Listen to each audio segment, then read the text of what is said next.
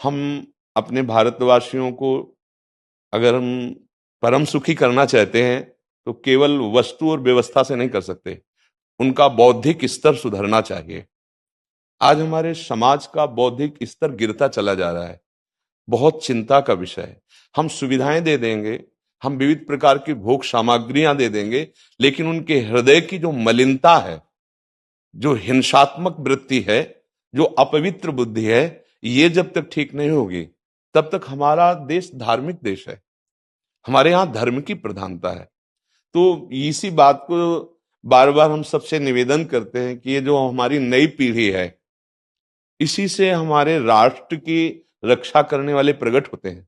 जो विद्यार्थी जन है, उन्हीं में कोई एमएलए बनता है, उन्हीं में कोई सांसद बनता है, उन्हीं में कोई मुख्यमंत्री बनता है, उन्हीं में कोई राष्ट्रपति या प्रधानमंत्री उन्हीं में अपने लोग भी सब थे। अब हमारी शिक्षा केवल आधुनिकता का स्वरूप लेती जाए और व्यभिचार प्रवृत्ति, व्यसन प्रवृत्ति, हिंसा प्रवृत्ति, ये नई पीढ़ी में देखकर बहुत असंतोष हृदय में होता है। इसीलिए कितनी भी शरीर में पीड़ा हो, हम प्रयास करते हैं जितने से जितने सामने हमारे भगवत स्वरूप जन आते हैं, पहले बुद्धि शुद्ध होनी चाहिए। मय्ये वो मन आदत्स्व मई बुद्धिम निवेश है, तो निवशिष्यति मय्ये व अत ऊर्ध्वम न संशया, तू मेरे में ही निवास करेगा, अर्थात भगवदानंद में। अविनाशी जीव कभी भोग विलास में तृप्त हो ही नहीं सकता। हम अगर अपने राष्ट्र की विशेष सेवा, तो हमारे धर्म का परिचय, जैसे आप जन करते हैं, धर्म का हमारा क्या स्वरूप है, हमारे जीवन का लक्ष्य क्या है।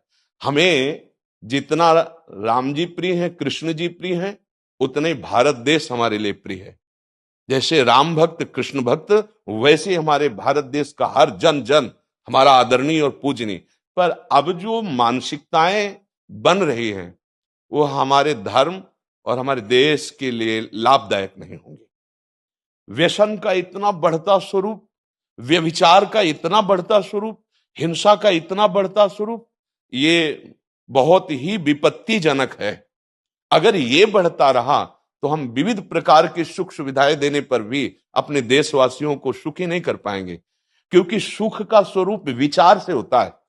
सुख और दुख की स्थिति सत्य नहीं है, आगमा पाइनो अनित्यास, लेकिन हमारा विचार, और विचार हमारा गंदा हो रहा है। बस हमारा उद्देश्य यही है कि हमारे देशवासियों का विचार शुद्ध होना चाहिए। अगर विचार शुद्ध है तो राष्ट्र प्रियता, जन सेवा, समाज सेवा, ये सब स्वाभाविक होने लगेगा। और विचार अशुद्ध है तो सुविधाएं बहुत हैं, उनका दुरुपयोग हो रहा है। तो बस आप सबसे बड़े बड़े जो उपदेष्टा जन हैं, जो बड़े बड़े धर्म की रक्षा के लिए भगवान ने जिनको भेजा है, उन सबसे यही प्रार्थना है कि सब व्यवस्था करते हुए हमारे देशवासियों की बुद्धि अध्यात्म को समझे। बिना अध्यात्म को समझे दुख सुख की समानता बिना किए परम सुख का अनुभव हो ही नहीं सकता।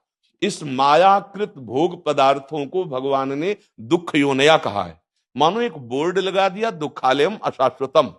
और हम सब यही चाहते हैं कि लौकिक भोगों को भोगने से ही हमारा राष्ट्र सुखी हो जाएगा या हम सुखी हो जाएंगे। नहीं, लौकिक भोगों को पूजन सामग्री बना करके और साध्य सच्चिदानंद प्रभु को रखा जाए तो आनंद की उमंगन हो जाएगी। बहुत सुंदर मानव जीवन का स्वरूप है, जिसे देव दुर्लभ कहा गया। दुर्लभो मानुषो देहो, लेकिन क्या दुर्लभता शब्द स्पर्श रूप रस गंध इन्हीं विषय के भोगने की या इन्हीं सुविधाओं के लिए दुर्लभ कहा गया? दुर्लभ है किसी सच्चिदानंद सुख के लिए। और उस सुख को तो हम भूले हुए, एकदम बहते हुए शब्द स्पर्श रूप रस गंध के प्रवाह में चले जा रहे हैं और इसी को सौभाग्य समझ रहे हैं कि हमें सुख प्राप्त हो रहा है। नहीं, हम सबसे प्रार्थना करते हैं कि आप अपने धर्म को समझिए। आप अपने स्वा को जहां जहां स्थापित करते चले जा रहे हैं, आप उसे गंदा करते चले जा रहे हैं। मदिरा में, हिंसा में, द्यूत कीड़ा में, बेविचार में, इसे दोष नहीं समझा जा रहा आज। और हमारे शास्त्र और हमारा धर्म इसको निषेध करता है। कलयुग की स्थिति बताई गई है। छोटे छोटे बच्चे व्यसन करने में लग गए। आज स्कूली विद्यार्थी जिनको ब्रह्मचर्य से पुष्ट होना चाहिए, वो ब्रह्मचर्य नष्ट कर रहे हैं। ये बड़ा चिंता का विषय है। हमारे देश के लिए जो जवान चाहिए, हमारे देश के लिए जो भक्ति चाहिए, उसमें बुद्धि और शरीर बल दोनों होना चाहिए। शरीर बल क्षीण हो रहा है क्योंकि व्यभिचार प्रवृत्ति में बहुत कमजोर अवस्था में, जैसे गेहूं की फसल है और गलेथ में काट ली जाए तो ना दाना मिलेगा ना सही भूस मिलेगा। ऐसे ही 20 वर्ष की अवस्था तक यदि ब्रह्मचर्य नष्ट कर दिया जाए तो वो गृहस्थ के योग्य में नहीं रह सकता। राष्ट्र सेवा की क्या बात है। हमारे राष्ट्र सेवा के लिए बहुत विशाल हृदय की आवश्यकता है, हमारे शरीर को बहुत स्वस्थ रखने की आवश्यकता है, तभी हम समाज सेवा, राष्ट्र सेवा। तो शरीर और बुद्धि दोनों का स्वस्थ होना बहुत आवश्यक है। तो शरीर को तो नष्ट किया जा रहा है विषय भोगों में। लोग समझने लगे हैं कि मांस खाने से हमारा स्वास्थ्य अच्छा रहेगा, हम बलवान बनेंगे। अध्यात्म बल नहीं तो तेरे शरीर की चर्बी बढ़ा ले, लेकिन तू न काम पर विजय प्राप्त कर सकता, न क्रोध पर, न लोभ पर, न मोह पर, न हिंसा पर। फिर क्या जीवन। तो इसीलिए हमारा बार बार हृदय में सबसे प्रार्थना है, जिस संत भगवान भी आते हैं, कि देखो इस समय आवश्यकता विचार शुद्ध करने की है, आहार शुद्ध करने की है, आचरण शुद्ध करने की है। हमारे देश ने चरित्र की पूजा की है। रावण किसी बात में कम नहीं था। आज भी कोई शिव अगर अभिषेक होता है तो तांडव स्तोत्र उसी का गाया जाता है, जटाटवी गलत ज्वल प्रवाह पावित स्थले। ऐसा विद्वान और ऐसा बलवान जो 20 बार जैसे झूला आराध्य देव को झुलाया जाए, ऐसे महादेव सहित पार्वती को बाजुओं पे झुलाया, वो महाबली चरित्रहीन हो गया तो अपने देशवासियों ने राक्षस कह दिया उसको। चरित्र, आज हम चरित्र पर ध्यान ही नहीं दे रहे। चरित्र बेचना मतलब कोई समझ में नहीं आ रहा।